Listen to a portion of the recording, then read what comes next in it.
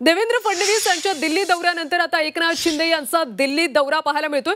दिल्ली दौऱ्याआधी एकनाथ शिंदे यांनी विमानतळावर उदय सामंत यांच्यासोबत बैठक केली। आज रात्री दिल्लीत ते दाखल होणार आहेत। एकनाथ शिंदे खासदारांची दिल्लीत बैठक घेणार असल्याची माहिती आहे। सगळ्या राज्यप्रमुखांची बैठक होणार असल्याची सध्या माहिती मिळते।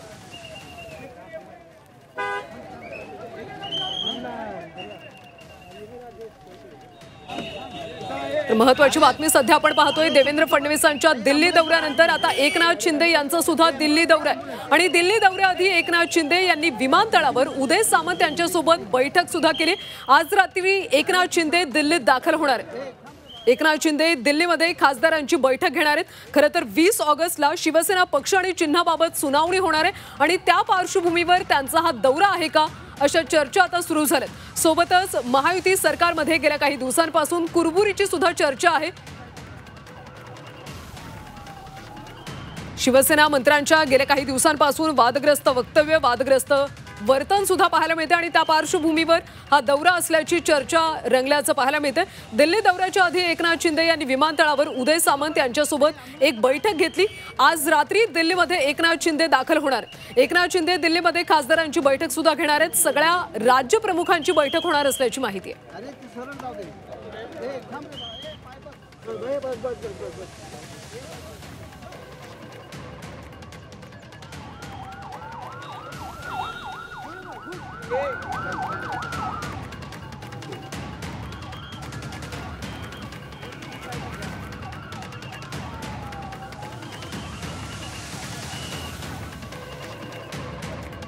शिंदे आणि सामंतांमध्ये विमानतळावर बैठक झाली। दरम्यान अचानक हा उपमुख्यमंत्री एकनाथ शिंदे यांचा दिल्ली दौरा का आहे याबद्दल आता चर्चा सुरू आहे। आपण जाऊयात आमचे प्रतिनिधी कपिल राऊत यांच्याकडे। कपिल, उपमुख्यमंत्री एकनाथ शिंदे यांचा हा अचानक दिल्ली दौरा आहे, दौऱ्यामागचं नेमकं कारण काय?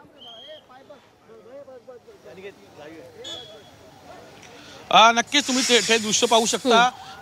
अजूनही एकनाथ शिंदे असतील आणि त्याचबरोबर उदय सामंत यांची बैठक सुरू आहे आणि ही बैठक झाल्यानंतर एकनाथ शिंदे अचानक दिल्ली दौऱ्याला निघालेले आहेत। त्यामुळे एक राजकीय वर्तुळात एक वेगळी चर्चा सुरू झालेली आहे। सर्वात महत्त्वाचं म्हणजे आपण पाहिलं होतं काही दिवसापूर्वी देवेंद्र फडणवीस हे दिल्ली दौऱ्यावर होते आणि आता अचानक एकनाथ शिंदे दिल्ली दौरा निघतात। काल 2 दिवस म्हणजे मागचे 2 दिवस जे एकनाथ शिंदे मंत्री आहेत, शंभूराज देसाई असतील किंवा उदय सामंत असतील, हे दिल्ली दौऱ्यावर होते आणि अशी एक चर्चा सुरू होती की 20 ऑगस्टचा जो निर्णायक दिवस आहे, जो पक्षासंदर्भातला चिन्ह असतील, पक्षांचा पक्ष कोणाकडे जाणार याविषयी जो निकाल सुरू होणार आहे त्या संदर्भातली जी लिगल ॲडवाईस घेण्यासाठी ही लोक पोचली होती। म्हणजे एक महत्त्वाचा कार्यक्रम तो होताच निवडणूक आयोगाचा, परंतु ह्या गोष्टीही होणार होत्या आणि त्यासाठीही हे लोक पोचली होती आणि त्याचाच सर्व आढावा आता ते जे उदय सामंत जे मंत्री आहेत त्यांच्याकडून घेणार आहेत आणि त्यानंतर ते दिल्लीला रवाना होणार आहेत। सर्वात महत्त्वाचं म्हणजे दिल्लीला गेल्यानंतर ते खासदारांबरोबर एक महत्त्वाची बैठक घेणार आहेत। जे बाकीच्या राज्यातले जे पदाधिकारी आहेत मुख्य, त्यांची बैठक घेणार आहेत आणि त्यानंतर रात्री मात्र मोठ्या नेत्यांची भेट होऊ शकते अशी शक्यता वर्तवली जाते। त्यामुळे ह्या मोठ्या नेत्यांच्या भेटीमध्ये काय घडलंय हे महत्त्वाचं असणार आहे। आपण पाहिलं तर राज्यामध्ये जे काही ज्या प्रकारे युतीमध्ये जे अनबन चालू आहे, मग निधीवरनं वाद असतील, पालकमंत्री पदावर वाद असतील, कालच आपण पाहिलं होतं अजितदादांचा वाढदिवस होता आणि त्या संदर्भात सर्वच मंत्र्यांनी त्यांनी बोलवलं होतं, परंतु शिवसेनेचे फक्त उपमुख्यमंत्री एकनाथ शिंदेच गेले होते, बाकी सर्वच मंत्र्यांनी पाठ फिरवली होती। कुठेतरी एक दुरावा निर्माण होतो युतीमध्ये आणि ही सर्व कारणाची उत्तर शोधण्यासाठी कदाचित एकनाथ शिंदे हे दिल्ली रवाना होऊ शकतात असं बोललं जाते। त्यामुळे एकंदरीतच पाहता हा जो दौरा आहे किंवा एकनाथ शिंदे जे अचानक निघालेले आहेत दिल्लीला, त्याच्यामध्ये खूप मोठं काही कारण असू शकतं, असं राजकीय कारण असू शकतं असं बोलू शकतो। कारण की आपण पाहिलं होतं आज दिवसभरात जो कार्यक्रम आला होता एकनाथ शिंदेचा, त्याच्यामध्ये MMRDAचे काही बैठका ठेवल्या होत्या बँड्राला आणि त्या बैठका अचानक रद्द केलेल्या आहेत आणि थेट बँड्रावरनं ते एअरपोर्टला आलेले आहेत उदय सामंतांना भेटण्यासाठी आणि तिथून ते पुढे रवाना होणार आहेत। त्यांच्या ज्या पत्नी आहेत त्याही इथे आलेल्या आहेत आणि ते सहपत्नी दिल्लीला जाणार आहेत. दिल्लीला पहिले खासदारांची बैठक आणि त्यानंतर काही महत्त्वाच्या बैठक होऊ शकतात. सर्वात महत्त्वाचं जे असणार आहे तो 20 ऑगस्टच्या दिवशी जो निकाल असणार आहे किंवा जो निकालाला सुरुवात होणार आहे त्या संदर्भातले लिगल ॲडवाईस जे लिगल एक्सपर्ट आहेत यांच्याशी चर्चा एकनाथ शिंदे करू शकतो अशी खात्रीलायक सूत्रांची माहिती समोर आलेली आहे. त्यामुळे हे एक महत्त्वाचं कारण समोर येत आहे. असे अनेक कारणं असले त्यातलं हे एक महत्त्वाचं कारण समोर येत आहे. त्यामुळे हा दिल्ली दौरा राजकीयदृष्ट्या खूप महत्त्वाचा समजला जातोय. कपिल, या दौऱ्यामध्ये भाजप नेत्यांच्या काही गाठीभेटी ते घेणार आहेत का?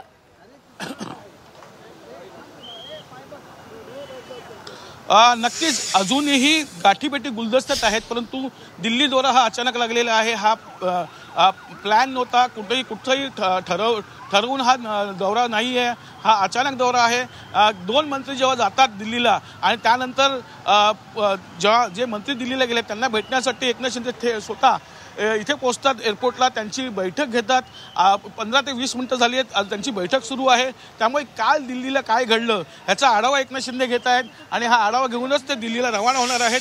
कोणता मेसेज मोठ्या नेत्यांकडनं घेतला आलाय का किंवा मग जो लिगल ॲडवाईस जो सल्ला घेतला असेल 20 ऑगस्टसाठी ज्या केससाठी त्याच्या संदर्भात ते आढावा घेतील आणि पुढे मग त्यांची जी रणनीती ती असणार आहे. आज संध्याकाळी खासदारांची बैठक होणार आहे, पदाधिकाऱ्यांची बैठक होणार आहे आणि त्यानंतर मात्र ते नक्कीच मोठ्या नेत्यांची भेट घेऊ शकतात. अमित शहाची भेट होऊ शकते अशी खात्रीलायक सूत्रांची माहिती आहे. त्यामुळे ह्या भेटीमध्ये अनेक गोष्टी आहेत. निधीवरनं वाद असतील, पालकमंत्री पदावरून वाद असतील किंवा मग ज्या प्रकारे आरोपाची छडी ह्या मंत्र्यांमध्ये सुरू आहे या सर्व गोष्टीचा जो काही उत्तर आहेत ते शोधण्याचा प्रयत्न एकनाथ शिंदे कदाचित दिल्लीला करू शकतात. आणि सर्वात महत्त्वाचं 20 ऑगस्ट ज्या दिवशी निकालाला सुरुवात होईल त्या दृष्टिकोनातनं जे काही सल्ला मसलत करण्याची शक्यता आहे, जे एक्सपर्ट आहेत, लिगल एक्सपर्ट आहेत त्यांचीही सल्ला मसलत ते करू शकतात. अशा अनेक बैठकी होऊ शकतात. त्यामुळे दिल्ली दौरा हा एकनाथ शिंदेचा हा महत्त्वाचा दौरा समजला जातो. संध्याकाळी खासदारांच्या बैठका झाल्यानंतर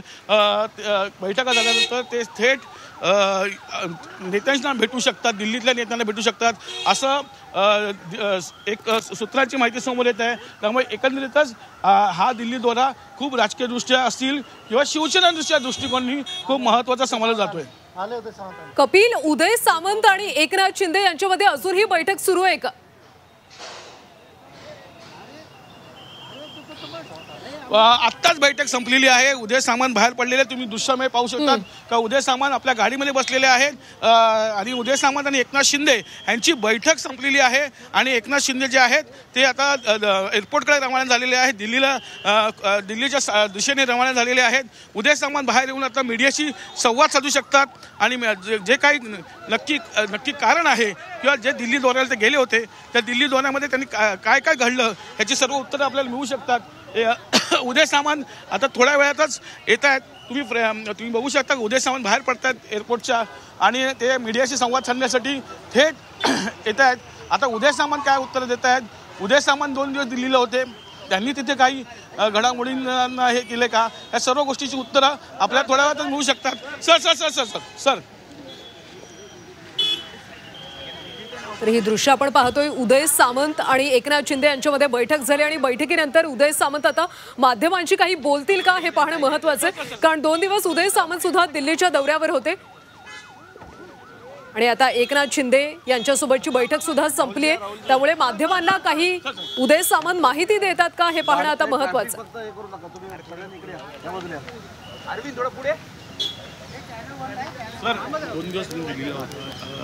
आहे.